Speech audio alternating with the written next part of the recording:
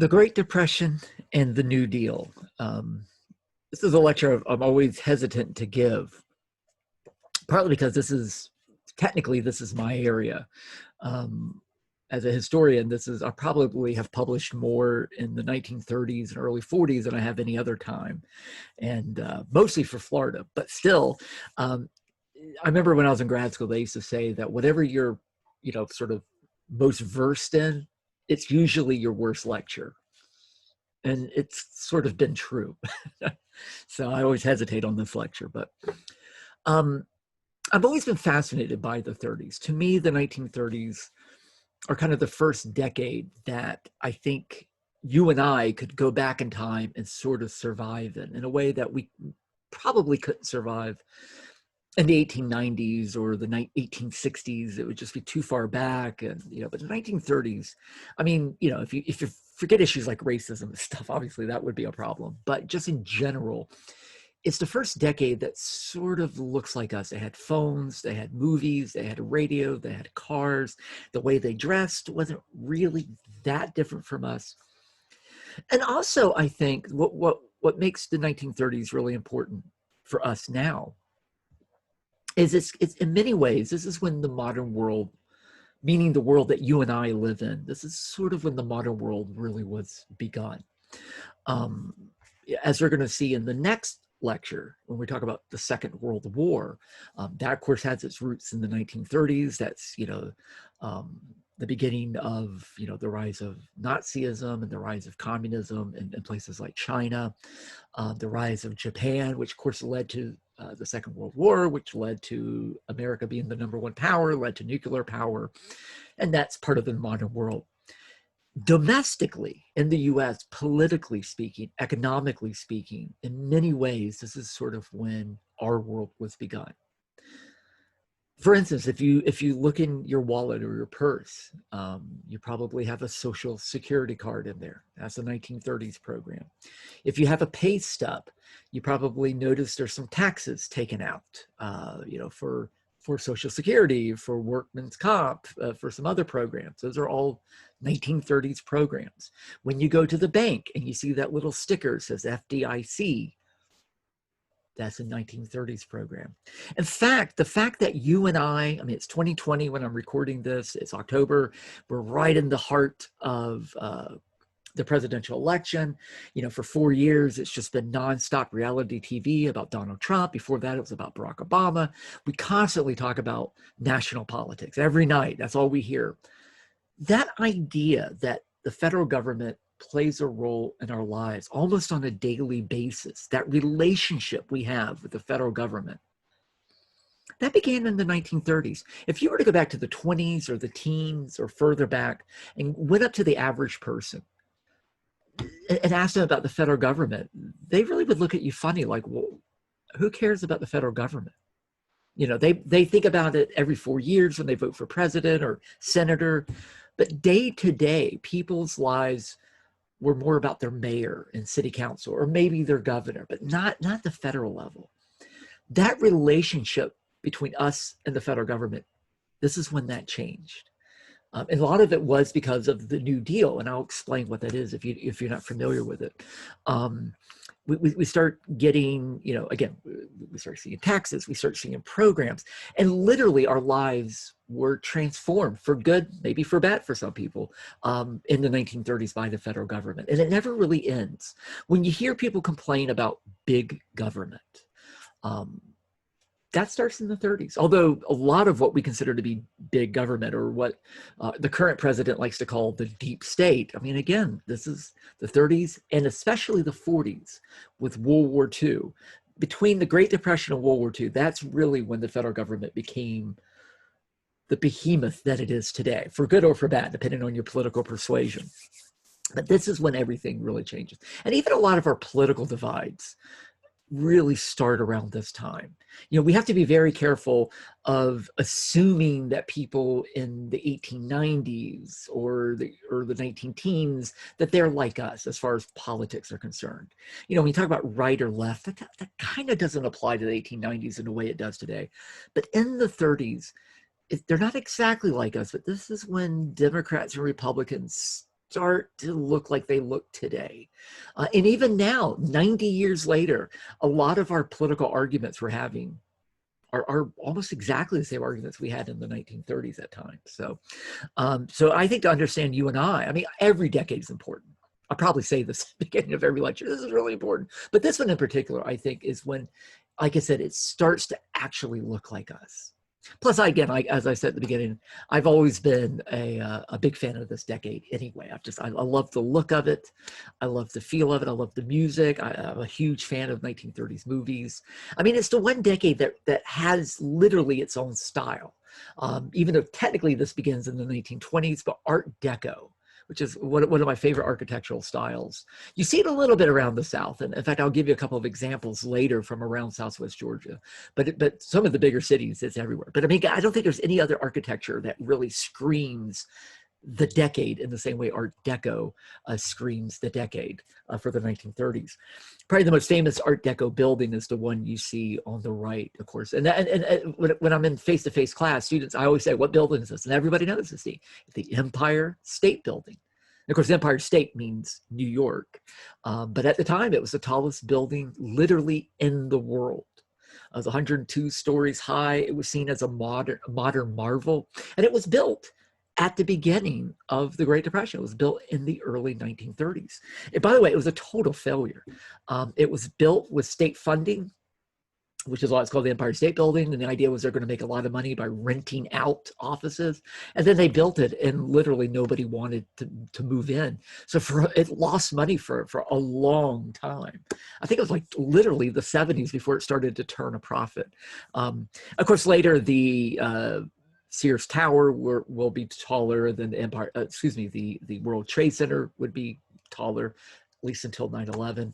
And today, up until recently, it went back to being the tallest building in New York. But now they have Freedom Tower, the replacement for the World Trade Center. So it's the second tallest building in New York. And actually, during the 1930s, there was quite a bit of technological marvels. I mean, by the U.S. By the way, starting with the Gilded Age, but especially in the 30s and 40s, this is when America really kind of emerges as the place for technology and building and architecture. And the 30s is kind of when we really kind of hit a peak, because also built during this decade is the Golden Gate Bridge out in San Francisco. You know, the bridge that gets destroyed in every single science fiction movie. And it really is quite a remarkable feat. I mean, it still stands, it still works, even though it's over this quite treacherous bay. And of course, the place prone to many earthquakes, and yet it still works. Hoover Dam, a major technological marvel that was built during this time. Another interesting thing to me is, again, a lot of the food we eat and a lot of the products we have, it actually has its origins in the 30s. It's unbelievable how much candy.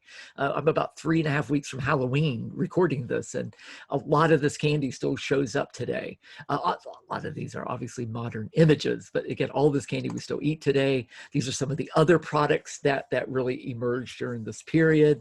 By the way, Spam, which most of us, I think I've had Spam once in my life. Spam was seen as like this incredible thing, meat that's in a can and it doesn't go bad for years.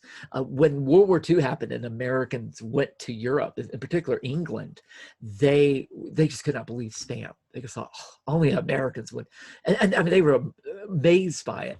And what's ironic, because nowadays when you and I say Spam, we usually mean unwanted emails. But it actually goes back to this. This is really weird. So Spam is really a part of British culture, much more than it's part of our culture, even though we invented it. And in the early 1970s, there was a comedy show called Monty Python. And they did a weird sketch where they sang the Spam song. It was just this funny song going spam, spam, spam. Anyway, computer programmers were big Monty Python fans, and they used the name Spam to refer to unwanted emails based on the Monty Python sketch. And the Monty Python sketch was making fun of American spams. Anyway, weird, sorry, weird tangent there. Again, it's the Great Depression. When else do you need Alka-Seltzer, right? Because everyone's out of work. By the way, I do a Scotland program every year. Hopefully we'll do one this year. And They claim Scotch tape. We actually invented it, by the way. And Monopoly is another game invented in the 30s. And what's really interesting, it's funny, Monopoly today is kind of this fun game, and they have Harry Potter Monopoly, Star Wars Monopoly. But if you really think about it, Monopoly completely reflects the period. And by the way, I meant to say this at the beginning. I'm assuming you know this, but 1930s, obviously the period of the Great Depression. The Great Depression, the worst economic period in American history. I mean, and we'll get into just how bad it was. So I meant to say that in case you didn't know. So this period where so many people are out of work, millions are out of work, and people are angry at government, they're angry at big companies, that's when Monopoly comes in. And think about the game. The game is a criticism of capitalism. And the 1930s was a period where a lot of Americans, weren't big fans of capitalism. 1930s does reflect, I think, 2020 a lot. I know I said that about other things, but it really does. And a lot of anger over things like, the power of government, the power of businesses and such. And Monopoly reflects that. If you think about the game, the purpose of the game is that everybody tries to be the richest person by buying up all the properties and then charging super high rents, and you win when everybody else is bankrupt. It's a sarcastic game. It is an angry game if you stop and think about it. I think today it's kind of lost some of that edge that it would have had in the 1930s. There's also, again, the major time of radio. I mean, radio really kind of starts in the 1920s. I think 1923 is kind of considered the real start of commercial radio. And by the 1930s, almost everybody's got a radio. Even very poor people usually would scrape together to get a radio.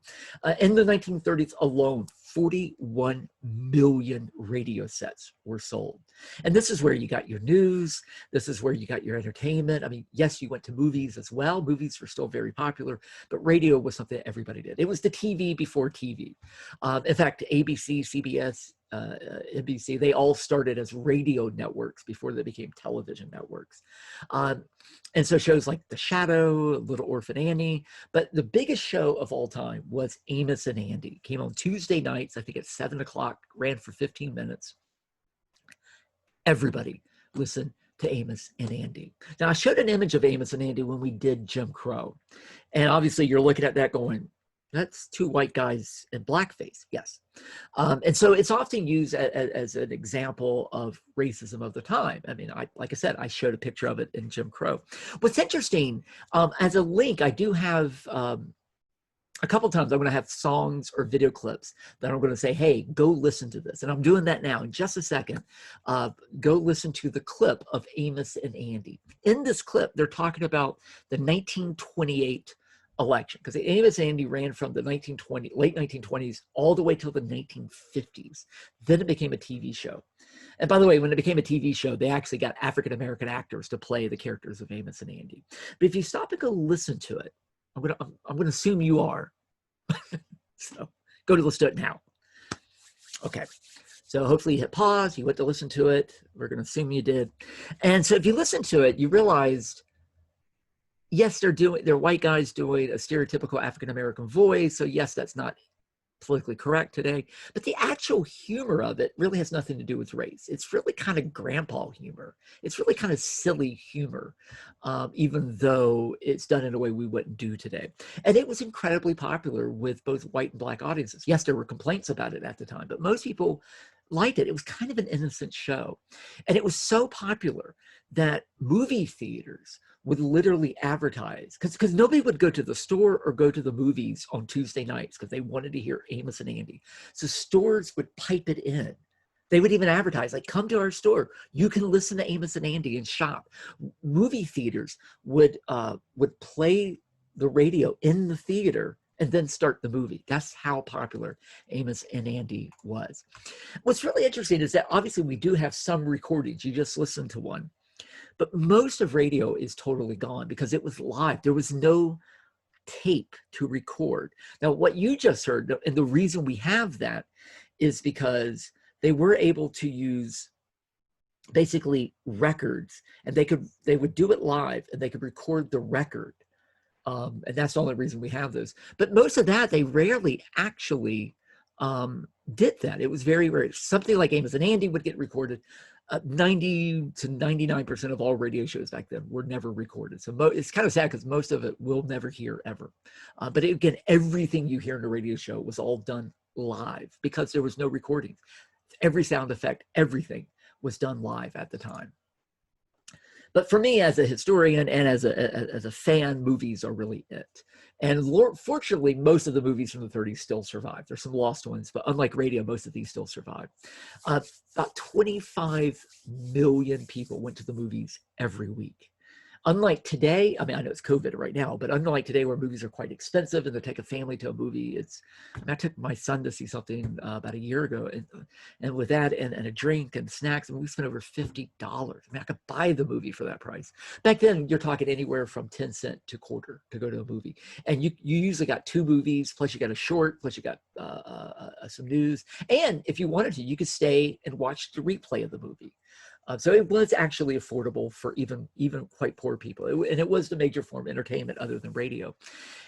And again, in the 1930s, a lot of movies from this period we still are familiar with today, even if we've never watched them. I mean, if I say Frankenstein, everybody has an image of the guy with the flat head and the green skin going, Rrr. I mean, it's, Halloween, there'll be kids dressed up like Frankenstein. That's the 1931 movie, the first American horror film, a major horror film, along with Dracula. A lot of you probably have seen Wizard of Oz from 1939. It still comes on television every year. Most of you probably haven't seen King Kong from 1933. I recommend it, but I've noticed over the years students don't usually watch it anymore. But it was, again, a huge film. It was a major special effects marvel, and it ends on top of the Empire State Building. But the movie, I think, that it's very illustrative of the 30s, and it's still considered the biggest movie of all time. And of course, has a Georgia connection. That's Gone with the Wind, based on the Margaret Mitchell novel Gone with the Wind from 1936. In 2020, it is incredibly dated as far as, I mean, it's not history. It's terrible history. And of course, the way it portrays slaves is, I think for a lot of people, it's kind of offensive. It shows them as happy slaves and singing in the fields and loving being slaves. But if you watch it as a fantasy, it still is an effective movie. But what's interesting is that Gone with the Wind is supposed to be about the Civil War and Reconstruction. Yes, technically that's what it's about, but it's really about the 1930s. Movies are always really about the period in which they were made. And it is an interesting reflection on the 1930s. I just realized I had to switch slides. I have 2 screens. On my screen it was up, but it wasn't up on y'all. So now the image is up, sorry. Anyway, first off, for anybody who's seen it, and I find over the years, usually about 1/3 of the students in my class usually have seen it, most of them. So I do recommend watching it. Again, no movie has ever made more money. Every year they're like, oh, Avengers made more money. It's like, yeah, when you charge $19 for 3, come on. But when you actually take in inflation, at a quarter a shot, and then of course all the times it's been repeated, this thing has made literally billions if you translate the money into modern dollars. Nothing's ever come close to Gone with the Wind, and I'm not sure anything ever will. And it's based on a best-selling novel from 1936. And so the novel and the movie are really more about the modern era. Because Margaret Mitchell was a modern woman. She was a newspaper reporter. She lived in Atlanta. She was very independent. And if you've seen the movie is about a woman named Scarlett O'Hara, played by Vivian Leigh, a British actress. And the whole movie is about how she goes from being kind of an immature young woman to a take charge woman. She runs Civil War happens, everything's ruined. She takes over the plantation. She runs it. She runs her own company. She's got every man in that movie wrapped around her finger. She is a modern woman, even though it's supposed to be the 19th century. And if you've never seen it, let's spoil it. I have a clip from the very end of the movie, because the whole movie is Rhett Butler, the guy you see in the image, is in love with her. She's in love with this other guy. And it's not till the last second when he decides to leave her that she then says, oh, I actually do love him. So if you stop for a moment, go watch the clip. It's the famous scene at the end of the movie. So go ahead and watch it now. and hopefully you did. And now that you're back, you know, it's the famous line, "Frankly, my dear, I don't give a damn," which is a line you weren't supposed to say, but that they paid a fine and they put it in the movie, and you know, what you didn't see in the clip is that she basically looks up and she says, "Tomorrow is another day. I'll get him." So the movie is about two things. It's you know, Civil War as Great Depression, right? I mean, you know, so in the movie, it's the Civil War and Reconstruction, but people would recognize that, oh, the Great Depression. In fact, about halfway through the movie, in fact, it's where the intermission is. She's sitting in a field and she's starving, and her crops aren't growing, and she just grabs some dirt. She looks up and she says, "I will never starve again," you know. And then that ending, even though it's kind of a smackdown by the guy, but at the end she says, "Tomorrow's another day." So it's also kind of a message like, yes, it's the Great Depression, but we're going to get out of this. We're not going to starve again in the future.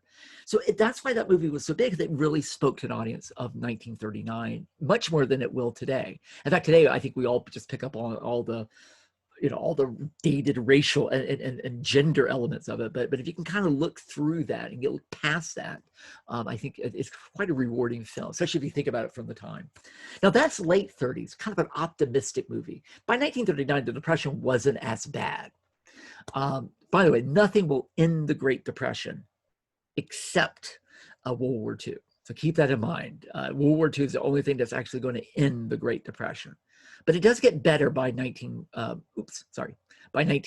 I'm trying to do two things at once. Can't do it. Okay. But the early 30s are, to me, much more interesting, because that was the darkest days of the Great Depression, especially 32 and 33.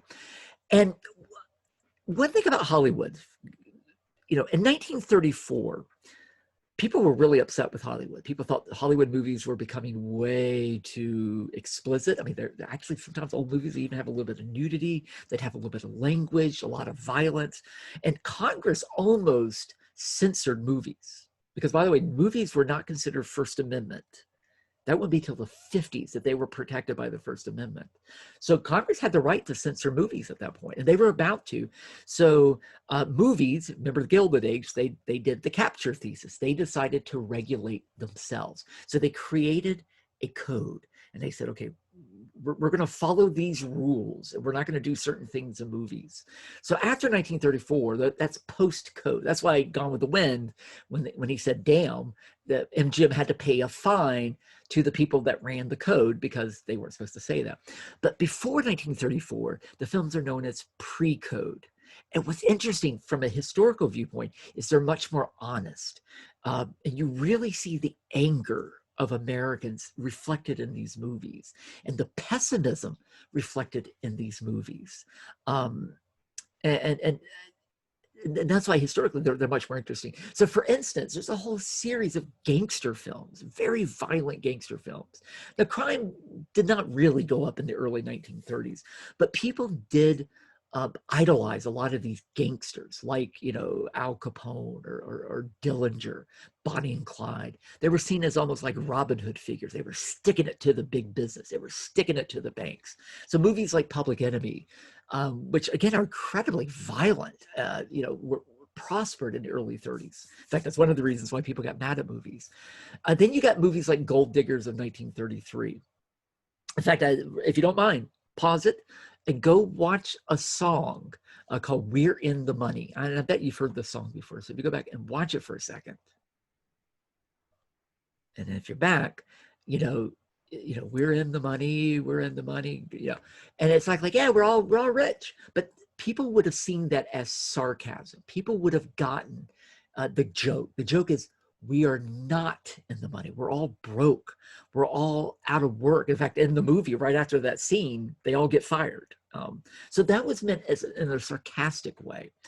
And then finally, I Am a Fugitive from a Chain Gang, which is based on a book, a true life book called I'm a Fugitive on a Georgia Chain Gang. Although in the movie, it's not really supposed to be Georgia. It's a real life story of a guy who's falsely arrested and winds up on a brutal chain gang in the 1920s in Georgia. In the early 30s, I think it's 31, they made it as a movie, but they weren't so worried about Georgia anymore. The movie became a comment on America. So again, go there. I have the clip at the very end of the movie. Real quick, pause it. Go watch that. So if you watched it, you notice that it's a guy who escaped from jail, and he's wanted man, and he. In fact, they used the term "forgotten man" in one of the newspaper headlines. That was a real common term in the 1930s, the forgotten man. Meaning, the poor farmer, the poor factory worker that nobody cares about, right? And you see him, he meets his fiance, and he's like, look, I have to run. I just want to tell you goodbye. And at one point she says, as he's leaving, and he's backing away literally into darkness. And she says, how do you survive? And you just barely hear it. And he says, I steal. And then it says the end. And right before that, he says, I'm an animal. They have made me this way. And of course, they is the government. They is society. So the movie is saying, like, I'm a regular guy, but I have to live like an animal. I have to live like a criminal because society has turned me into that. And then it ends. People think old movies are all happy endings, but that was only after the code. This is much more reflective of how a lot of people really felt. They were angry. They were bitter. We forget that. This is the greatest generation. These are the guys that end up fighting World War II. We think of them as old men who are always saluting the flag. We forget that when they were young men and women, they were like you and I. Well, I'm not young, sadly, but they were like us when we were young. And in fact, they were much angrier than I think even people in 2020 are. And we forget that. Anyway, I'll come back to some of that a little bit later. Oops. Okay, so let's actually start getting a little bit into politics. So the president at the beginning of this period is, of course, Herbert Hoover. And I find that he's somebody that a lot of students are familiar with. I often ask on the first day, tell me who you think is the best president, who you think is the worst president. Hoover always comes up because he's always seen as he's the guy who started the Great Depression. And he was not perfect. Without a doubt, he was not perfect. But he was much better than I think people give him credit for. And he even later admitted that he could have done more as president. So a little bit about Herbert Hoover. I mean, he goes way back, 1874. He's going to live all the way to 1964. People forget how long he lived.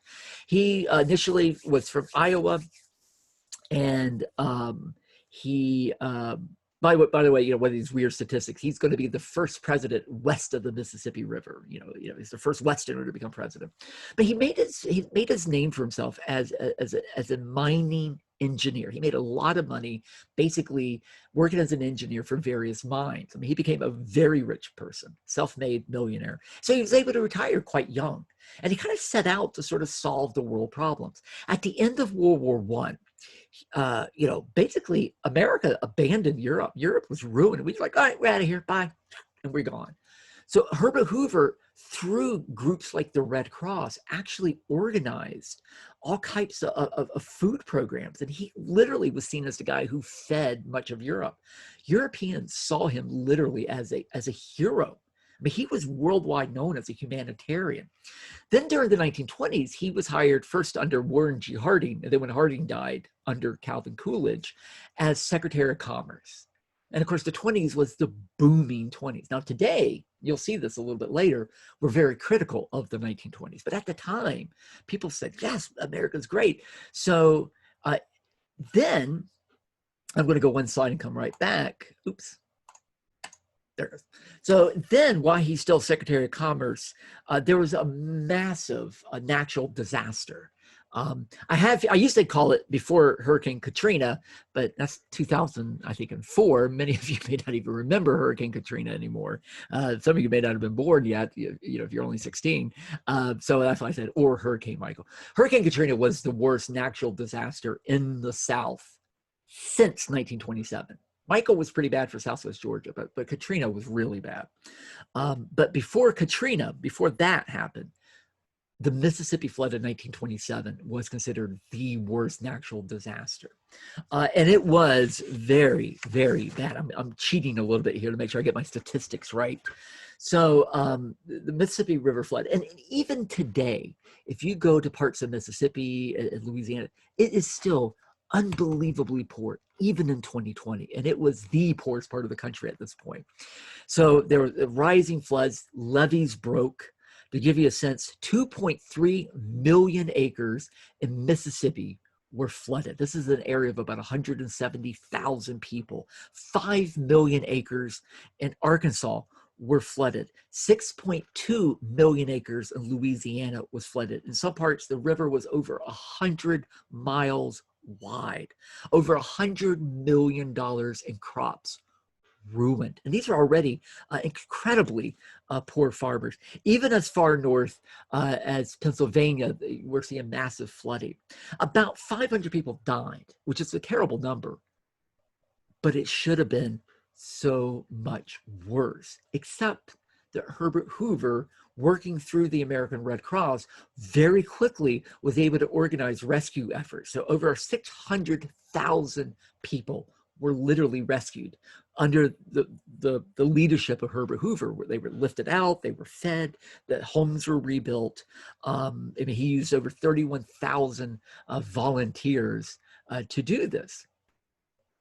And so this was all volunteerism, as he called it. He said, you know, again, this is a period where very, very, very limited federal government. I mean, very limited. I mean, this is just a different time. And for Herbert Hoover, who definitely believed that poor people should be helped and people in need should be helped, but he very much believed that it should be done through volunteerism, churches, Red Cross, Salvation Army, people like him who are rich, you can help them. To him, it's like the government, that's not the government's role. But at the same time, he doesn't believe in laissez-faire. This is, I think people get this wrong about Hoover. Laissez-faire means hands off. Government doesn't do anything to help. He didn't believe that. He believed government should be activist, but to a limited degree. In other words, government was in like a box. And when the Great Depression happened, which is, again, the worst economic disaster we've ever seen, he just could not get out of his mindset. He was a very smart guy. He was actually a very caring person, despite his image. But he really was the wrong guy at the wrong time. And again, as a historian, I do often feel bad for Herbert Hoover. I do think he gets quite a bit of flack that he doesn't necessarily deserve. Oh, by the way, let me back up. So in 1928, people were like, this is the guy. I mean, this guy's going to make us a lot of money. And if bad things happen, he's going to solve the problem. So if we have a depression, he'll be the perfect guy for it. And that's what's really interesting, is that people really thought he was going to be perfect. Of course, nobody knew there would be a depression. That was a year later. And by the way, that clip of Amos and Andy, that's who they're talking about. They're talking about Herbert Hoover and Vesuvius Al Smith. And by the way, Al Smith was a New York Democrat. And usually in the South, like Georgia, Florida, everybody who was white voted Democrat. If you're African American, you tended to vote Republican, and that goes back to the Reconstruction period. And so Democrats always won the South all the way up really until Richard Nixon. That's when it began to change.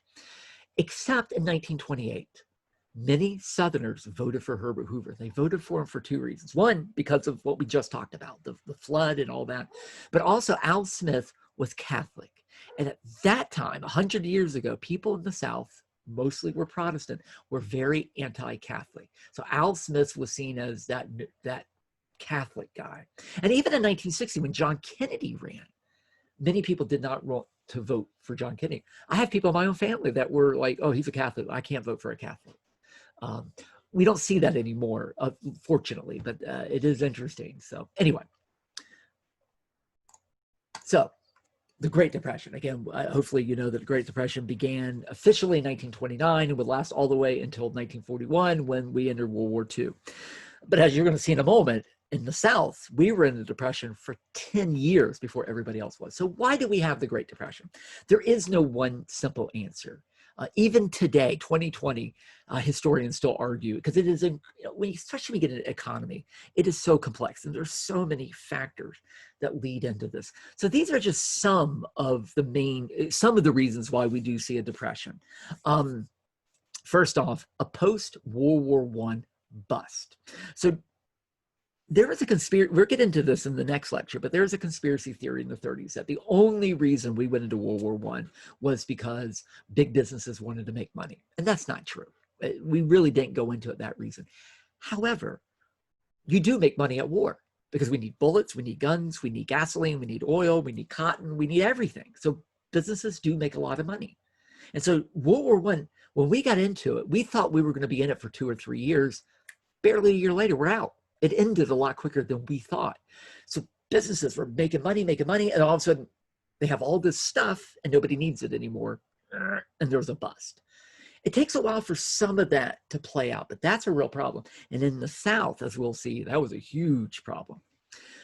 Another thing, in the 20s, this is when credit cards became big and people started borrowing money. So everybody started overextending their credit, borrowing more than they should have. And for those of you who might remember most of you probably don't, but in 2008, there was a major recession. Same thing happened there, by the way. Be careful of those student loans, by the way, seriously. Real estate bust. We saw this in 2008 as well, but in Florida, my state, where I'm at right now, in fact, massive real estate sells, mostly in South Florida. And it was mostly bought not for people to move, but people were buying land, usually in Chicago and New York. They weren't even coming to Florida. They were just buying literally pieces of paper. So they would buy land. I'm making this number up for, $10 an acre, and then sell it for $20 an acre. Then that person would buy it and then sell it for $30. That's called land speculation. You're buying land only to flip it. And so what happens is these properties become, ridiculously priced. And then at some point, somebody realizes this land isn't worth this much. And then the real estate market busts. And in Florida, what we see is 2 major hurricanes in 26 and 28. And suddenly nobody wanted this land anymore. By the way, a lot of this land was literally swamp land, and a lot of it was Everglades land. But people were investing in land, including cities, and banks were investing in land. And when that real estate market busted, it ruined a lot of people. There also was a whole series of natural disasters. It's almost like God just went, America, it's your turn to pay the price. So we see, for instance, major droughts. I mean, most people know about the Dust Bowl, which is where, it was a years-long drought, both in the South and the Midwest. And during that period, literally, the topsoil just literally blew away. There were dust storms that were so big that even in places like New York City, the sky would be yellowy from all the dust. And literally what you're seeing in these images is just all this amazing soil just being blown away. Some of that was the drought, and some of that was really bad farming practices at the time. But there were also insect infestations. I'll mention some of that when we get into the South in a moment. There were major floods, like the 1927 Mississippi flood. So you have floods, you have droughts, you have hurricanes, you have insect infestations. You name it, it was happening in the late 20s through the mid 30s during this period. And so that's going to ruin the farming and ruin a lot of other industries. The stock market crash. This is the one everybody usually knows about. This is every movie. It's always stock market crash today, and then started the Great Depression, and it was bad. But by the time of the stock market crash, literally, 91 years ago this year. So 91 years ago in October, by that point, the Great Depression was already underway. Just nobody realized it yet. The problems are already there. But it is kind of the symptom that everybody noticed, right? It was like when that happened, people went, oh, we're in trouble. But that was just one of many. The biggest one is really bank panics. I'm going to say this more than once, but bank panics were the worst problem. Thousands of banks went under. A bank panic is where everybody just goes, hey, I think the bank might go out of business. I'm going to go get my money out. And the way a bank works, because I always wondered as a kid, like, how does just holding people's money, like, hi, I'm Dave, give me your money, I'll just hang on to it. Like, how do you make money at that? Well, of course, the way a bank actually works is they take your money and they hold it, but then they loan that money to people to buy a car or buy a house or start a business, or students, right? And then you pay it back with interest. That's how they make the money. And that's why when you have a savings account, you get a little bit of interest every year. What the bank is doing is giving you a little bit of their profit. But back then, if a bank went out of, like if we all together went to the bank and got our money out, they could probably give the money to about 3 or 4 of us, and then they'd run out of money. And then, they don't have any more money. and they would go out of business. And everybody who didn't get their money, that's it. We lost all our money. There's nothing you could do. Today, it's actually insured by the federal government to a certain, I think it's like up to $200,000 is insured. But that wasn't the case. I would argue of all these reasons, that was the absolute worst reason that ruined more people than anything else. But again, the big thing everybody always talks about is the stock market crash. It actually was a very long slide over really about a month period. But what everybody mostly noticed was between 24th of October and 29th of October. For instance, on the 29th, you see it right there, 14 billion was lost just in one day. And again, stocks are just like land in that what a stock is, you own a little piece of a company, basically a piece of paper that says, I own this company. So what you do is you buy a stock and you're giving money to that company. And that company takes that money and they invest it. And then if they make a profit, you get that money back with a profit. And as long as you own stock, as they make profits, you get a little piece of that. And then, of course, the value of the stocks go up and you can later sell that stock. It's a good system if people do it honorably. The problem is, like with land, people, because the way it's supposed to work, you go, oh, that's a good company. They're well organized. I believe in the product. I'm going to invest in that company. Most people don't do that. Even today, most people just go, can I make money from that? Okay, I'm going to invest it. I'm going to buy it to sell it. I'm going to buy it to sell it. And just like with land, the stock prices get artificially inflated. And then at some point, somebody goes, that company actually isn't worth that much money. Everybody tries to sell their stocks, and the prices go down real quick. And between 24th and 29th of October, that's exactly what happened. And that's what I mean. You say, how can you lose 14 billion? Well, you have $14 billion invested in stocks. Then it's like if you have a house. You pay $400,000 for the house, and the property appraiser comes and goes, it's only worth $50,000. You just lost $350,000 because now you can't sell it. You can only sell it for $50,000. You lost that money. That's how this works. So again, billions of dollars. Banks went out of business. Companies went out of business. A lot of city governments had invested their money in the stocks. I have to be honest, my retirement system is based on the stock market. So if the stock market crashes, I'm in trouble.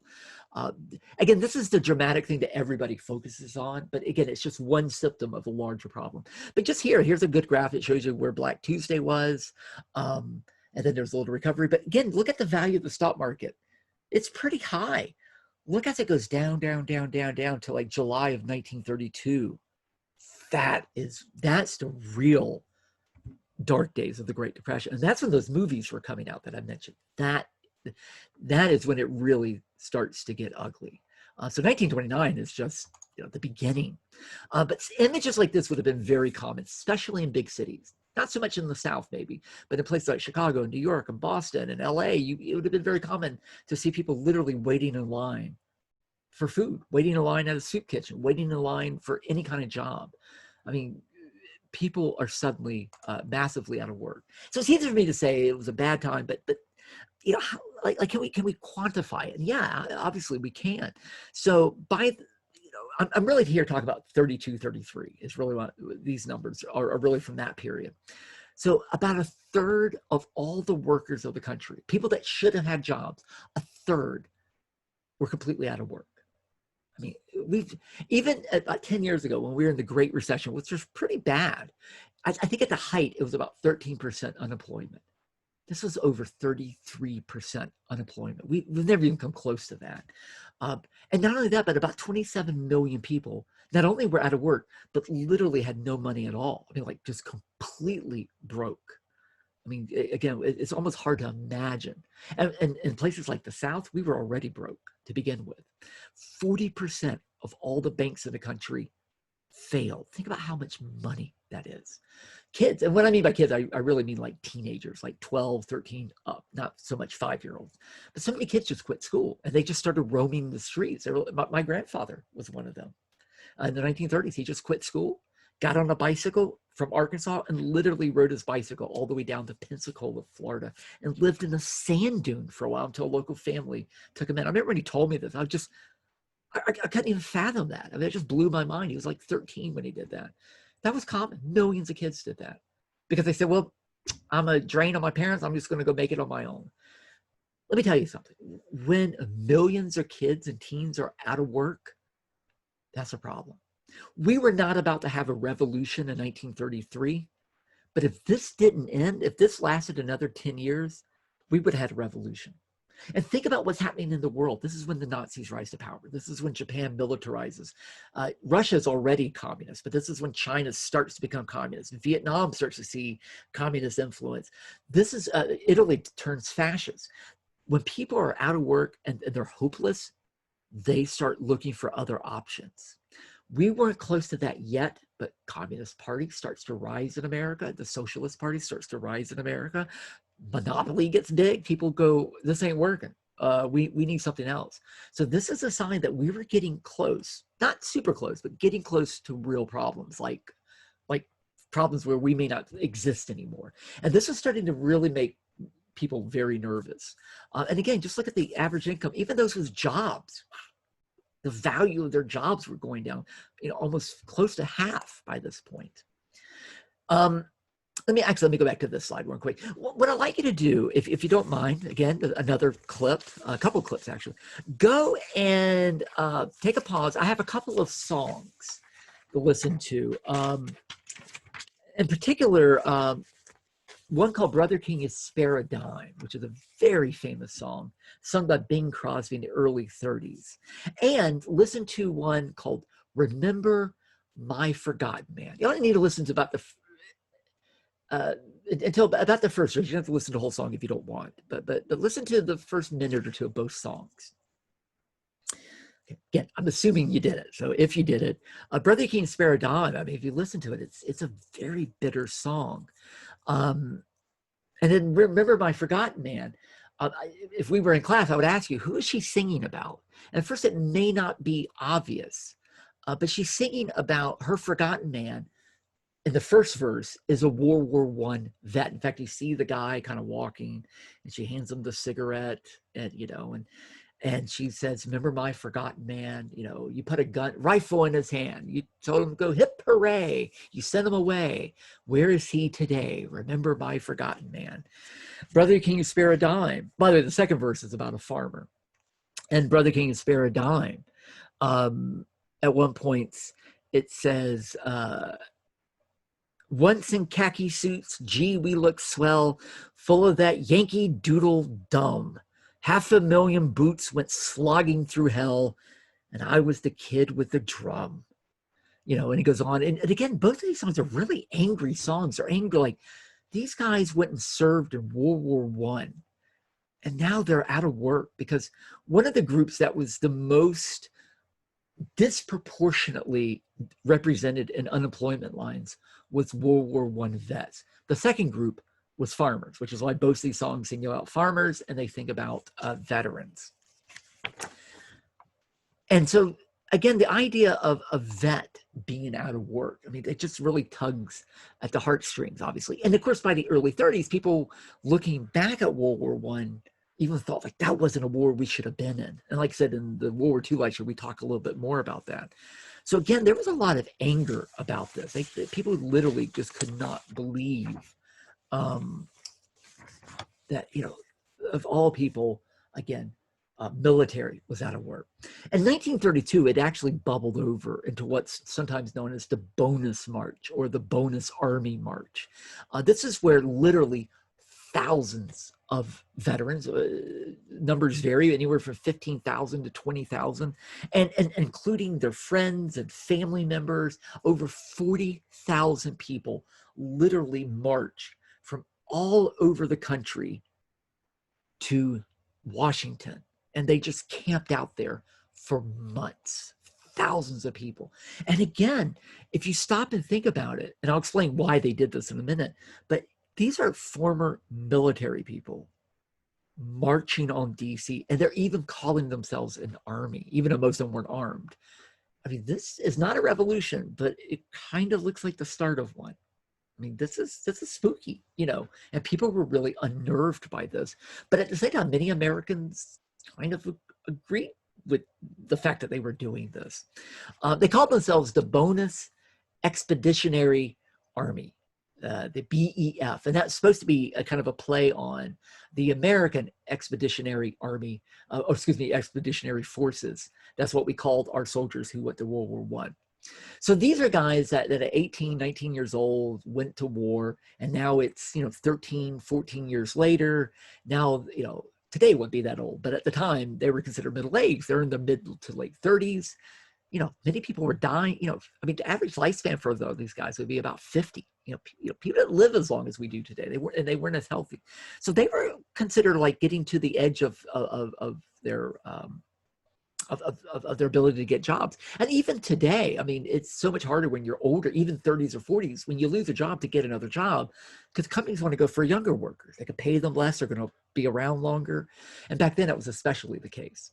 A lot of these guys had wounds. Some of them did have emotional issues springing from the war. So there were a lot of reasons why these guys were having a hard time getting a job. So what were they marching for? Well, they were marching for their bonus.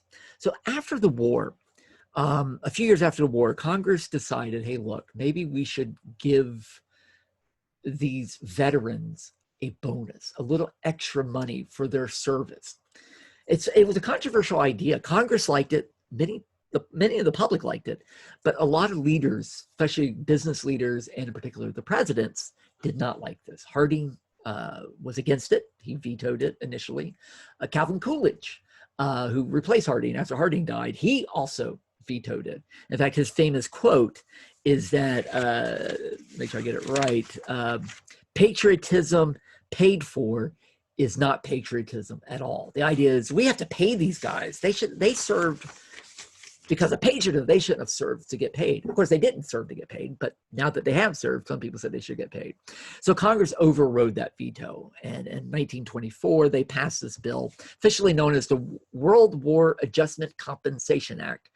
Most people just call it the Bonus Act. So basically what it did was, and I do use gendered language here because it was all men at this point. So they paid servicemen who served specifically from these dates. These are the official dates of America in the war and the immediate period after the war, $1 for each day that they served.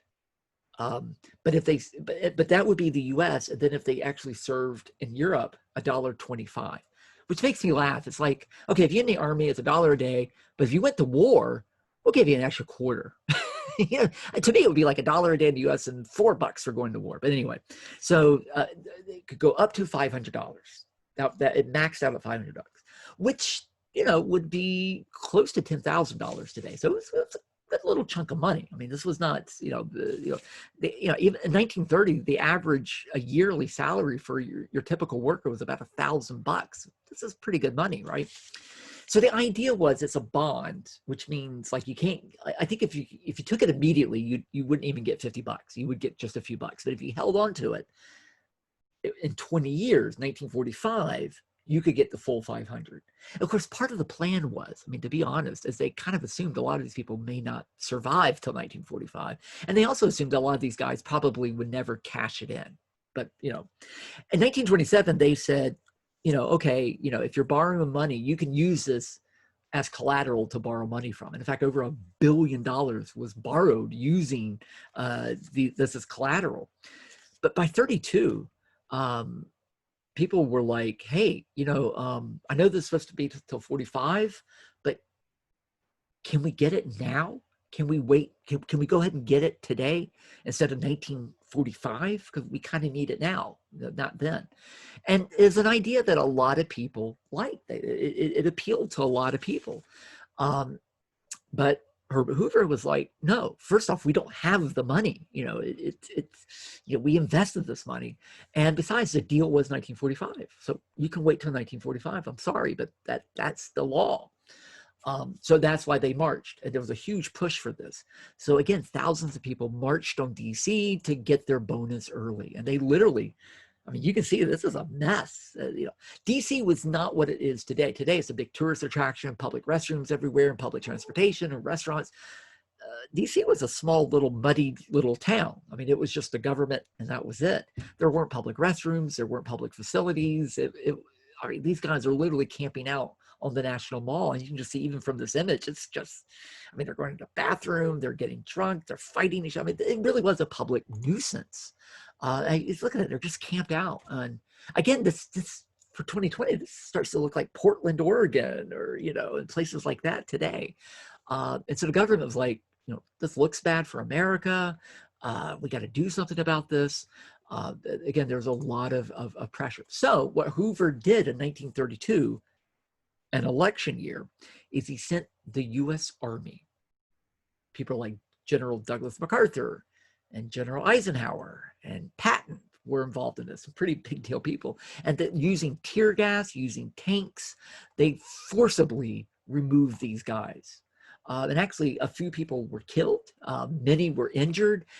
But more than that, just that image of U.S. soldiers brutally removing veterans who are in their minds are owed this money. And this, I think this more than anything else is really what damned Hoover in many minds. This idea that he doesn't care. By the way, real quick, because you know that in 32, Hoover is going to lose and a guy named Franklin Roosevelt is going to win. Well, in 1933, the Bonus Army came back. They were like, all right, new guy, what are you going to do for us?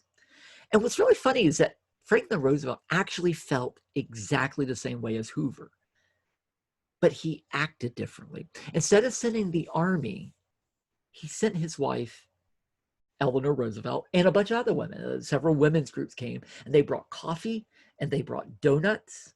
And she gave a speech, and she basically said, we can't do anything for you right now, but if you go home, I promise we will do something for you. And it is true that later they began to do programs specifically aimed at veterans. A couple of years later, Congress did actually pass a bill. It was basically an addendum to the Bonus Act, the World War Adjustment Compensation Act of 36. And basically what they said was, yes, you can go ahead and get the money now. You don't have to wait to 45. I think it was it was like a little less, but not much less. And most people took it. So 800 million was paid out in 1936, 700 million was paid out in 1937. By the way, so over $1 billion was paid out. Roosevelt actually, a lot of people don't remember this, Roosevelt vetoed this bill because, again, Roosevelt actually agreed with Hoover. He actually said they should have to wait.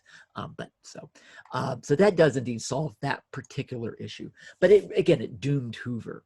By 1932, Hoover was seen as the problem. And it is absolutely true that he probably could have done some more, but he really did all he thought he could do as president. Again, he wasn't that he was uncaring, he was just limited in what he could do. As you might say, he lacked imagination. Sometimes, and I mean, the example you always say is you would never push an old lady, right? That would be terrible. But what if a bus was about to hit her? Then you might push her. In other words, sometimes in an emergency, you do things that you normally would not do.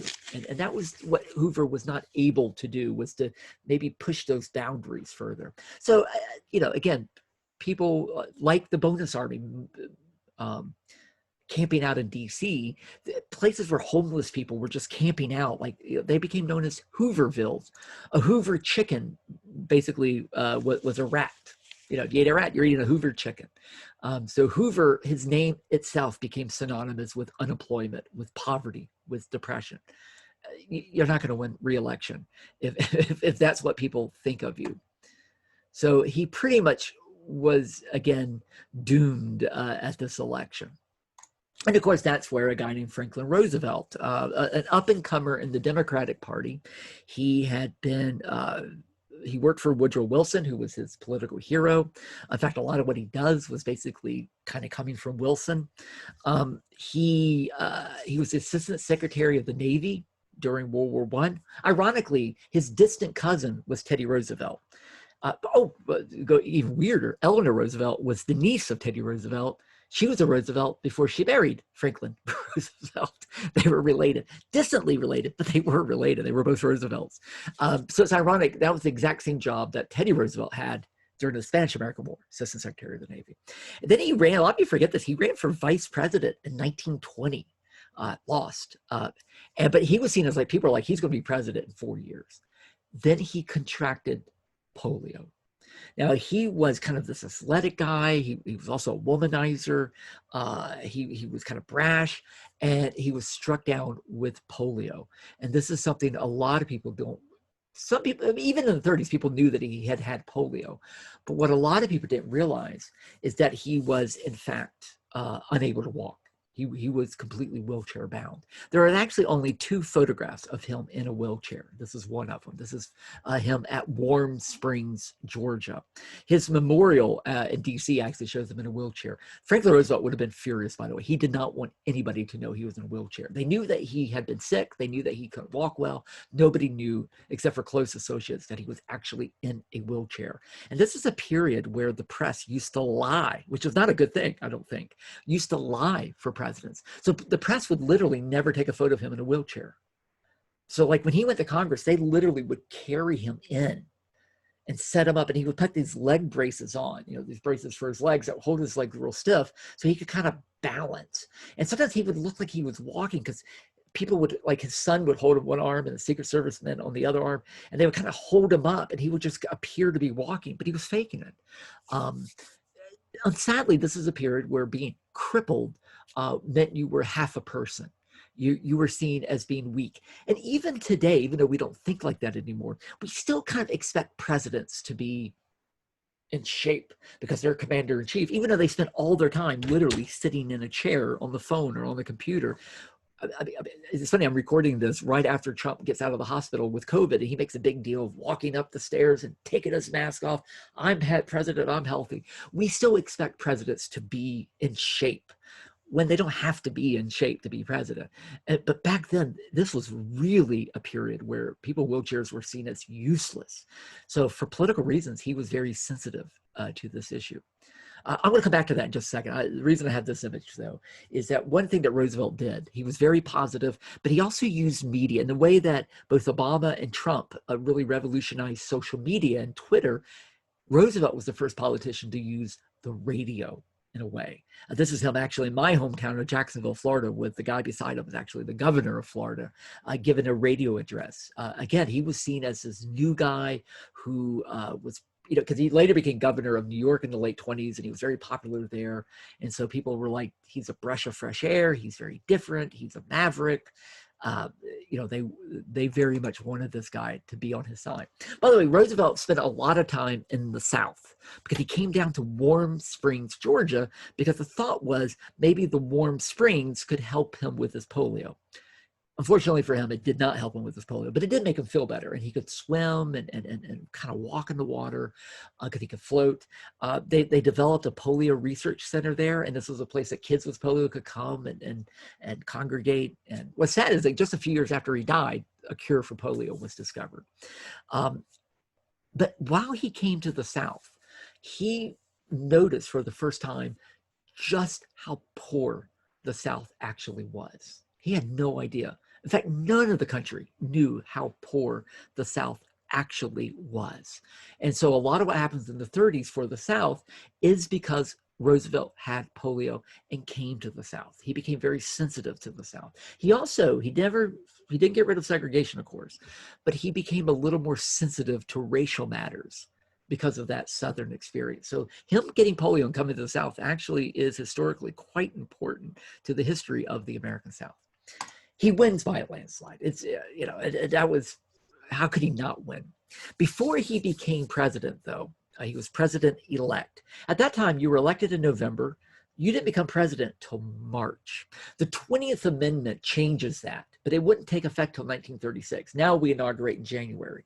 So there is a 4-month period before he becomes president. During this period, February 15th, in fact, I had to check the date. I couldn't remember the exact date, sorry. February 15th, he's in South Florida, Miami, Florida. There's a parade. He decides to join the parade. He and the mayor of Chicago, Anton Cermak, are in the parade. And during the parade, he decides to give an impromptu speech. He stands on the back of, excuse me, he didn't stand, but he was propped up on the back of a car, and he gives a quick speech. Anton Cermak, the mayor of Chicago, is right beside him. And in the crowd, 5 feet tall, he stood on a metal chair, was an out-of-work anarchist who also had some mental issues, took out a 32 caliber revolver that he had just bought at a pawn shop and took a shot at the president. He was immediately grabbed. He quickly shot 4 more shots before they totally were able to actually subdue him. 5 people were hit. All 5 bullets hit. 5 people were very much injured, but the mayor of Chicago turned out to be fatally hit. But it took him a while before he actually died. Joseph Segarra, and by the way, FDR very quickly pointed out who Segarra was. He was like, that guy. And then he held Cermak to the hospital. And it's interesting that Roosevelt was so concerned about his physical self. This event, I mean, Roosevelt was the guy he was aiming at. He doesn't get hit at all. But this actually kind of turned Roosevelt into a hero. You know, like that guy looked down at an assassin and survived.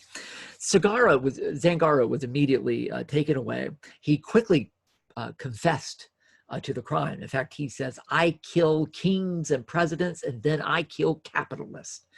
Anton Cermak, a few weeks later, dies from his injuries. So Zangara had already gotten 80 years for attempted murder. Now, first-degree murder. He confesses to that. 10 days later, he is executed in Florida in the electric chair. They did not waste time back then.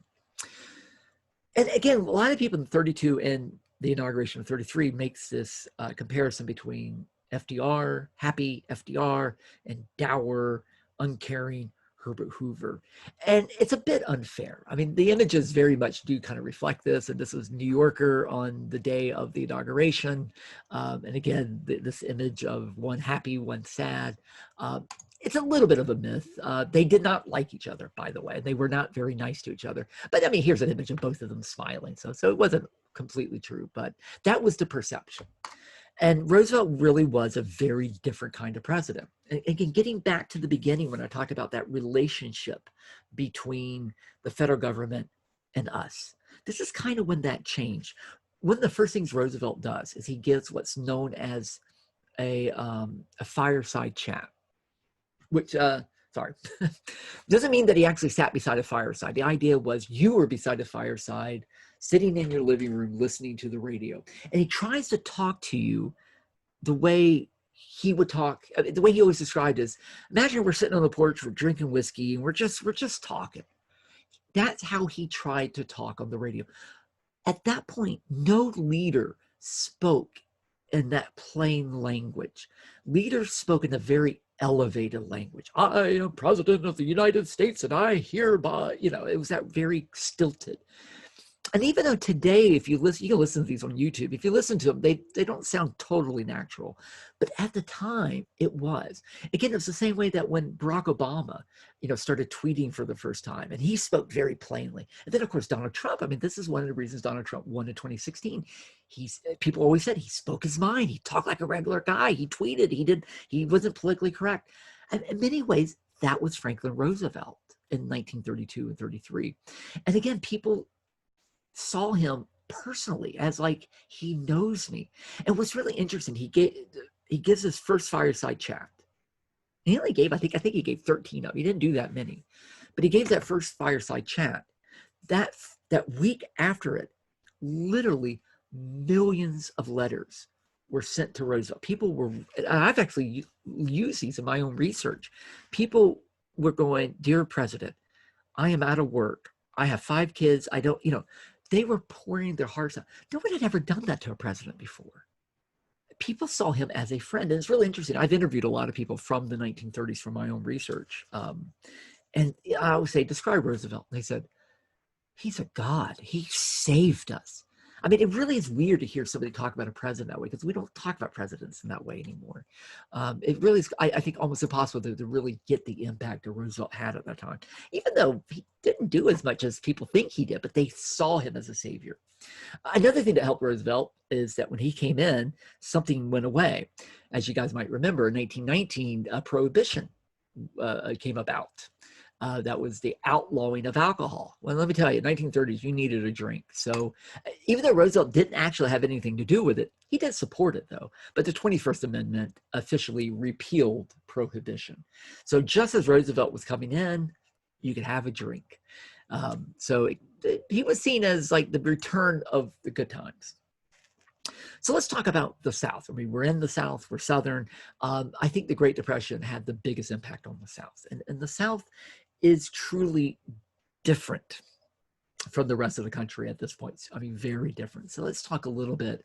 Let's do a case study of depression and welfare. And I'm not going to do much on Florida. I mean, my research is on Florida. I'm mostly going to talk about Georgia, though.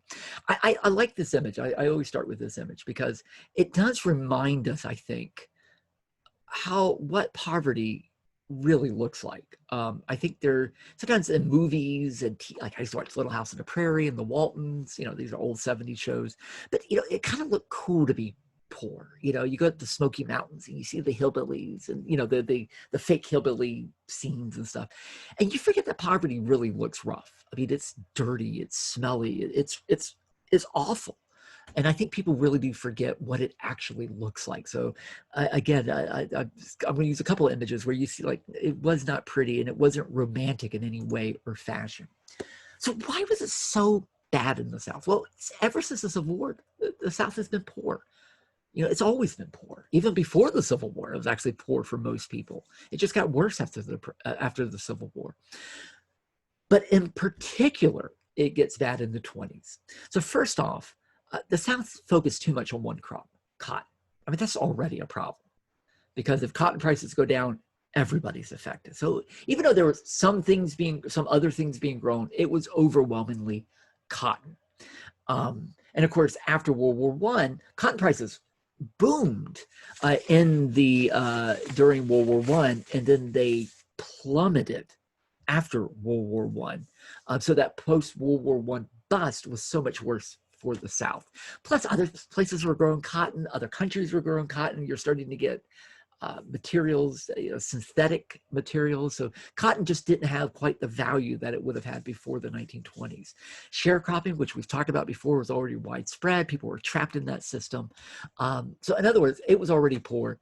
It just simply got worse. So let's talk a little bit about cotton itself. So again, during World War I mean, cotton prices were through the roof. It peaked in 1919 at 35 cents a pound for cotton, right? By and of course, as we go up, the value of the penny goes down. So in 1928, cotton was only 28 cents a pound. So it's already gone down 7 cents. And again, the value of the penny was already lower by that point. So it's really going down further. So for instance, in today's dollars, 35 cents would be almost $5 today a pound. 28 cents would be almost $4 a pound. In 1933, it was 6 cents a pound. And in fact, in some areas, it was less than 6 cents a pound, which would be less than $1 today. I mean, this is nothing. And that's already, with the pound, worth less today. In 1915, which is when this image at the top, this was a big cotton exposition in Atlanta. And they literally made king cotton out of cotton bales. But that same year, that thing showed up. The boll weevil, I went blank, sorry, the boll weevil, which initially came from Africa, but came up through South America, through Texas, into Alabama, and eventually over to Georgia. And as many of you know, boll weevil will ruin cotton, which is why you and I can't just grow cotton whenever we want. We have to get licensed. We have to, because we don't want to spread the boll weevil. By the 1920s, the boll weevil was ravishing cotton. So not only was cotton prices going down, but even just the ability to grow cotton was being ruined. So for instance, 1.7 million bales of cotton in 1920 ruined by the boll weevil. 1923, 500,000 cotton bales ruined by the boll weevil. And here's the sad part about cotton and this system. So if you're making a lot of money from cotton, what do? The next year, you grow more cotton so you can make more money, right? So what happens when cotton prices go down? You grow more cotton so you can make any money. In other words, the answer, sadly, is always to grow more cotton. But of course, the more cotton you grow, that means the more supply there is, less demand, that drives prices down. It's a cycle that they couldn't get out of. Ideally, you would grow other things, but most people didn't know how to grow other things. Now, some people in Georgia, this is when Georgia does start to grow peanuts and pecans and peaches, but those take a while. So people are trapped in this cotton cycle, if you will. There was a lot of cattle ranching in the South, but this is also when the tick showed up. The tropical tick, which caused tropical tick fever, which ruined a lot of cows, killed a lot of cows. They started cattle dipping, which you had to pay for. That wasn't free. You had to pay for it by law. And if you didn't pay for it, you get your cows taken away. There were actually tick wars in Georgia and Florida where people with guns were shooting at government employees who were trying to dip the cattle. The dip itself could actually kill cattle. So people who have farmed, were in trouble. Down in Florida, we were not only growing cotton, we were also growing citrus. But that's when the Mediterranean fruit fly hit in 1930, which ruined the citrus crop in Florida for several years. Also in Florida, again, we get 2 major hurricanes that literally killed thousands of people, and that's what brought about the real estate bust. So again, those natural disasters are especially harsh on the South. So what was Georgia like? 86% of all Georgians farmed. This is why ABAC's around. It was created in the early 1900s because agriculture was everything. So everybody was going to agriculture colleges. Yet only 3% of farms in Georgia had electricity. 97% of farmers had no electricity, no power. Only 2% had running water, literally in their homes where you could turn on the sink. Think about the effect of that. Most of them, that means they don't have indoor toilets. They have an outhouse. They're not able to wash their hands every time they go to the bathroom. They're not washing their hands when they're when they're cooking dinner, before they're eating dinner. They're not washing their food all the time. This is a huge problem. Disease was rampant in the South, and also malnutrition was a real problem in the South. Things like pellagra, hookworm, typhoid, malaria, all of these are problems in the South. One of the biggest problems was hookworm. A lot of people don't. Today, hookworm is not that common, thank goodness. But hookworm, of course, is an actual infestation. It's a parasitic nematoid that enters your body, usually through the foot, which is why I have that image up there.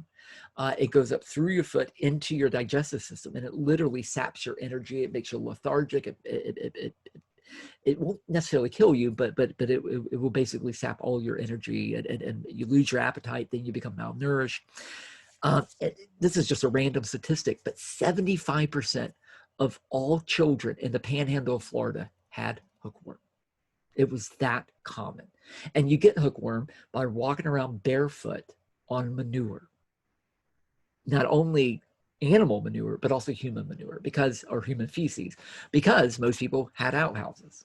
You dug a hole in the ground, you went to the bathroom in it. After a while, you covered it up, you moved outhouse further over. After a few generations, you got a yard literally full of sewage, and you walk around barefoot. It rains, it washes away. Hookworm, again, was incredibly rampant in the South, in a place where we didn't have running water. Another problem was pellagra. Pellagra is a disease you get, a dietary disease.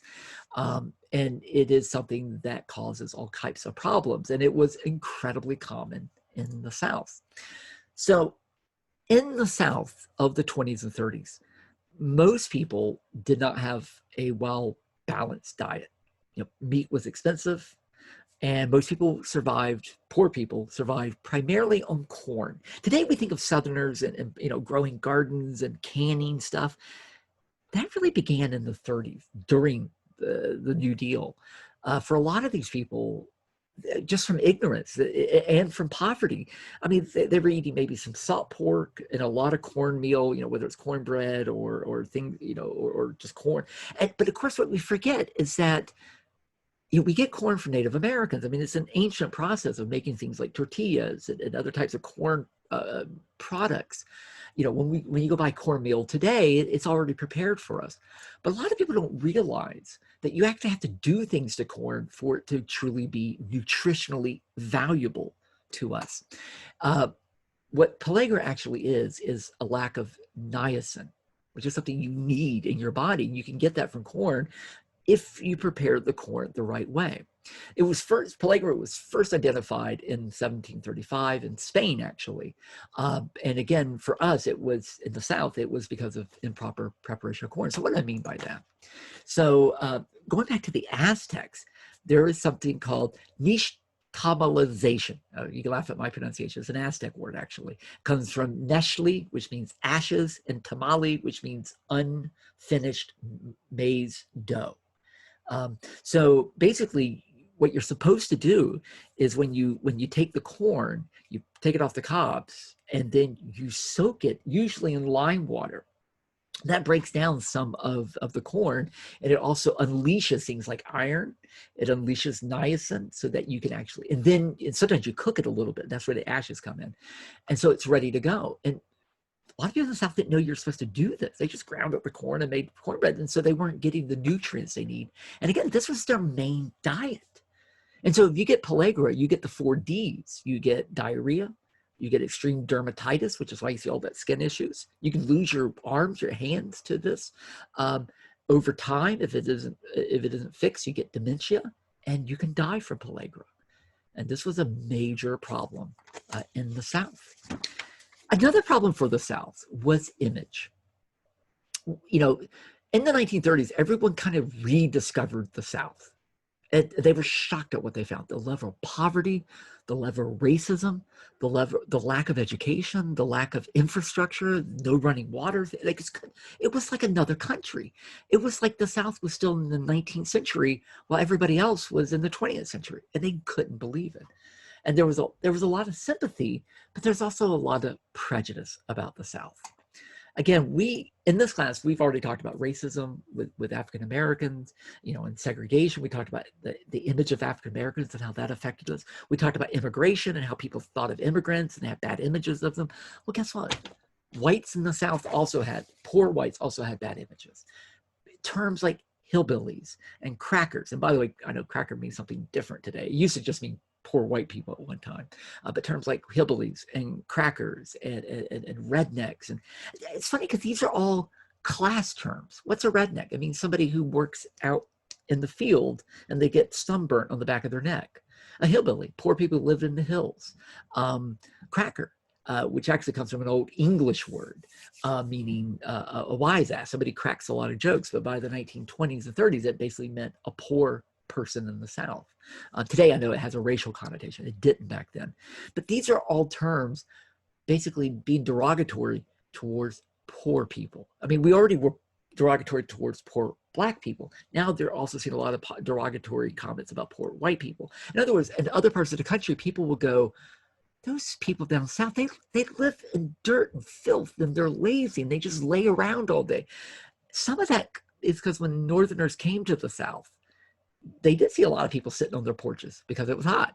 They also saw a lot of people suffering from hookworm, suffering from pellagra. They do seem to be lethargic.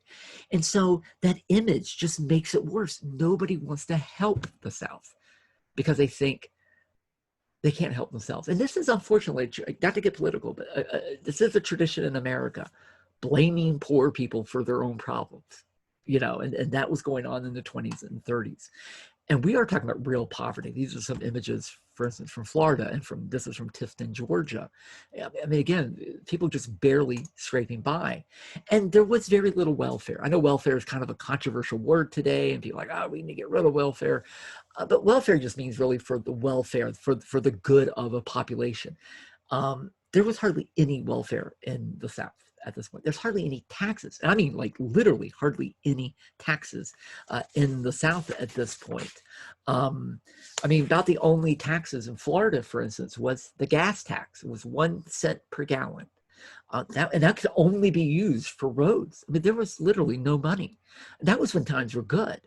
And the little bit of welfare there was, I mean, there was some orphanages that were funded. There were state hospitals. There were for people who were mentally incompetent. There was some things for widows and Civil War vets, Confederate vets, because they didn't get any money from the federal government. But for pretty much everybody else, TS, you're out of work. There ain't nothing we can do for you. Go to your local church, go to your Red Cross, they'll help you. That's great until Depression, when everybody's broke. Now what? There's literally nothing to do. And if you don't have running water, you can't just provide running water. That you need the county to put a sewer line in. You need the state to put in electric lines. This is beyond an individual. you need outside help to create this infrastructure. And I think sometimes people do, even today, forget, that you and I don't build the roads. We still need society to do things like that. And this is when we really see this. And this is when Roosevelt kind of rises to the occasion, Roosevelt and Congress. So this is what we get into the New Deal. So I like simple definitions. This is about as simple as I can get. What is the New Deal? The federal response to the Great Depression. We could add two more words: after Roosevelt, meaning, in other words, Hoover did some stuff, but we don't call what Hoover did the New Deal. So this is under Roosevelt, or after Roosevelt was elected. So how did it work? So the New Deal had two goals. Its first goal was to alleviate the immediate effects of the Great Depression. Let's put people to work. Let's put food on people's tables. Let's get some money in their pockets. I mean, the immediate problems. So there are all these, you don't need to memorize all these, but there's all these programs like the WPA and the PWA to put unemployed workers to work, like immediately. Let's try to help those banks from closing. Let's get the banks in order. Let's help the farmers out. Let's literally give some money to the farmers so they can survive. Let's help businesses out by giving them some money. Let's set prices. Some of this actually kind of went beyond the Constitution. And in fact, things like the NRA would eventually go away because they were found to be unconstitutional. But the argument was like pushing the lady out of the way of a bus. You do whatever it takes in the short run, even if it's maybe slightly beyond the bounds of government, just to solve the problems. And in 32, 33, I mean, we were on the verge of collapse, and this helped it. Didn't solve it, it helped it though. So these things are what a lot of people talk about when we talk about the New Deal, but it's not really the most important part of the New Deal. So how did they help people in the immediate? There were two forms to do this. There was direct relief, that literally means giving money. They didn't really like doing that. And most people didn't want that. Work relief was the preferred method. Let's literally put people to work. Let's have them do things that can actually benefit society. Build roads, build schools, electrify homes. Let's build sewers. And that was what we know as work relief. But both of these are this core economic concept by a guy named John Maynard Keynes, which was known as priming the pump. Again, it's funny, a lot of people even today go, oh, the New Deal, that was just basically socialism. That was the beginning of communism in America. No, not really. It looks socialistic, but actually not. The purpose, it's funny, if you talk to people who are really on the left, like actually talk to socialists, they hate the New Deal. They're like, oh, New Deal was, because the purpose of the New Deal was actually to save capitalism. I mean, remember, Roosevelt was rich. He was a capitalist. So if you think about the way a system works, you have a job, you get paid, you take that money and you go to a store and you buy food and you buy clothes. And then that company, of course, uses that money to hire workers so that workers then have money to buy clothes, to buy, it's a cycle, right? But for the system to work, there has to be money. It's like a water pump. You can't just turn on the pump. You have to prime the pump. You have to pour water into the pump, and then it starts working. So the idea is, if we all lost our money, we don't have them, we don't have a job, so we don't have the money to go to the store. So therefore, the store goes out of business. They fire their workers, and then those workers can't go to the store. And it's, so the idea was, let's put some money into the system so that the system can start working again. And then that's it. And to be honest, it worked. Now, whether that should be in case today, who knows? But in 1933, 34, 35, it worked. It kept capitalism going. That really was the purpose of the New Deal, was to actually save capitalism. It was not to transform society into a socialist society, despite what you hear. Some people were hoping that would be the case, but that definitely was not what happened. The important part of the New Deal, the part that still affects you and I today, were really these long-range reforms to prevent future depressions. And frankly, it's kind of worked. We used to have a depression about every 20 years in this country. We haven't had a depression since the 1930s. 2008, we were getting close, but it didn't happen. We had a recession, but not a depression. And so some of these are, some of this comes right out of the Gilded Age, National Labor Relations Board, which basically provided federal protection for people's ability to go on strike and negotiate wages. Social Security, The idea behind that was to provide at least a little bit of money for people who were old age. And back then, between 50 and 60 is when most people died, but a lot of people were out of work. So the idea was give you a little bit of money. The problem with Social Security today is that frankly, we live too long. Thank goodness. But, we live into our 80s, 90s. Sometimes we're collecting Social Security for 40 years. It was always supposed to just be a couple of years, which is why Social Security today is kind of in trouble. I'm not sure it will be around for you guys when y'all get older. The FDIC, the Banking Act, which insured banks, so we don't get those bank failures anymore. That's still in place today. Unemployment, if you lose your job, there's at least some unemployment you can get to keep you on your feet. That's still around today. Electrifying homes. I mean, you guys are online in Georgia. You couldn't have done this before rural electrification and putting in telephone lines and things like that. Minimum wage, which started in 1938. It was, I think, 25 cents an hour initially, but the idea of bare, and this is a bit controversial. Even today, there's some people who think we shouldn't have minimum wage, while other people think we should raise it. But this is the beginning of minimum wage, a Gilded Age idea, a progressive idea that finally came about. And of course, workman's comp, the idea of you get injured at your job, you should get some, and you didn't do anything wrong, you should get some kind of, which by the way started in Georgia. I think like 1855 it started in Georgia, of all places. But in 1930s, it became nationalized. It became a federal requirement. These are just some of the things that still affect our lives today. It's a safety net for the first time. Now, I think most of us will argue we need some kind of safety net. I think our political arguments today is how much of a safety net should we have? And that's where I think the difference between left and right, between Democrats and Republicans come in. It's how the degree of that safety net. That's where we kind of divide ourselves today. And we can look around Florida and Georgia today. This is at FSU, the Johnston building, first building I ever taught a class in back in 2003, first time I taught in there. That was built by the PWA. I didn't even realize that until about 3 years after I started teaching there. Again, Georgia began to electrify during this period. The REA, the Rural Electrification Administration, which basically loaned money to cities and states to start putting power to people's homes. And because FDR started this because he was in Georgia and went, no one has power. And it was funny that he actually, kind of started it in Georgia, and Georgia became the national model for electrification. And that was something that was spread all over the country. And, again, something like having a refrigerator in your home, having a radio in your home, having running water in your homes. This infrastructure started through the New Deal.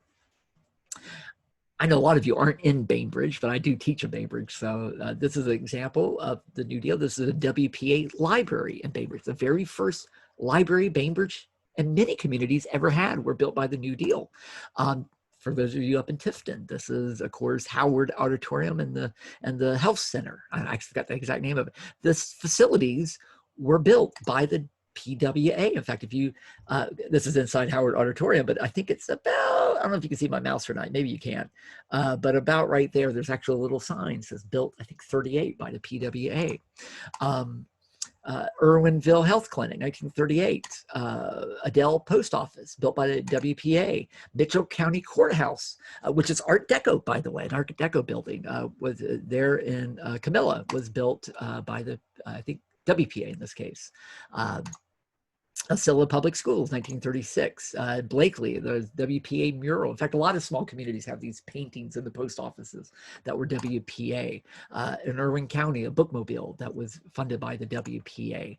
So these programs that they provided society, but the people who worked for them were out of work people. This is work relief, in other words. Kalamoki State Park, just in Early County. The building down there is obviously not 1930s, but this park was excavated and then built as a park by the CCC during the New Deal. In fact, the Georgia Park Service was in fact built by a program called the CCC, the Civilian Conservation Corps. Historians and writers were out of work, so they were put to work by the WPA. A lot of our historical documents today, including interviews with former slaves, were done as part of the New Deal. This is in Pensacola, Florida, out of work farm workers taking cotton and stuffing mattresses to give to needy families. One of the big things they did during the 1930s was go around and train poor farmers, you know, some of those people suffering from pellagra, of how to can goods and how to have a balanced diet and how to start small farming. So if you have grandparents that are really good at farming and really good, I mean, at gardening, and they can stuff, most of those skills were developed during the New Deal. That's when many people began to learn those skills. The AAA, the Agricultural Adjustment Act, which created the Agricultural Adjustment Administration. Sorry, I'm checking something, making sure I'm not skipping something here. So I'm kind of going forward in my PowerPoint real quick before. Okay. Yeah, because in fact, I'm actually going to stop here, even though I could go a lot further. I am going to stop with this slide because I know I'm running quite long, and I meant for this to be a short lecture. So this will be the last program that I want you to know about. There's a lot more. We could talk about this for hours, but we're not. But this is the last one because it relates to some stuff we've already talked about. So the AAA was one of these early programs that FDR helped create to help farmers out. Because farmers were really, I mean, they were all about to go under in 33. And of course, one of the problems was that, for instance, cotton, there was so much cotton being grown that the prices were just plummeting. And of course, what cotton farmers did was, well, I want to grow more cotton because I need more money. And now, you know, and so the problem was where, so somehow you needed to break that pattern. So how do you do that? Well, what the government did is say, okay, we're going to subsidize you. I'm making these numbers up. And instead of growing 100 acres of cotton, how about just grow 30 acres of cotton? Of course, as a farmer, you say, well, how can I live if I've only grown 30 acres? The 70 acres that you're not growing, the government will pay you for what you would have made from that. And so the purpose, it sounds crazy, right? The purpose was to get the supply of cotton down so that the prices will go up. But to do that, you have to subsidize people so they can survive for a couple of years until those prices go back up. They did the same thing with, for instance, pigs. They said, quit raising so many pigs. We'll give you money basically not to grow cotton, not to raise pigs, not to grow tobacco. And for a lot of people, they thought this is nuts. You're paying people not to work. But that was only for a couple of years to basically stop the cycle. Now, when it was first implemented in 33, by then, people had already planted cotton. They had already planted other crops. So not only were they told not to grow them, they were actually paid to destroy the crops, which seems even crazier. So again, if you don't really understand the system, it seems nuts. But if you really, you know, kind of see the big picture, it economically, it did make sense and it did work. Now, the way it worked was the landowners got the money, and they were expected to share it with the sharecroppers. The problem was they didn't necessarily do that. They didn't have to do it. Some landowners did give sharecroppers part of the money.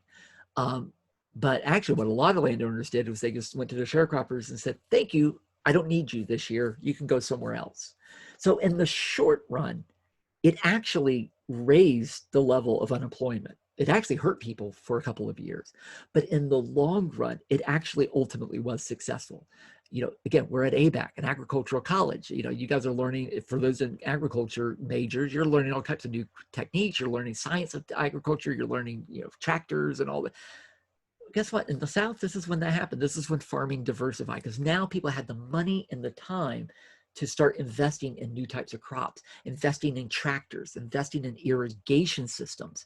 And even though it hurt the sharecroppers at first, it ended sharecropping. And that's a good thing in the long run.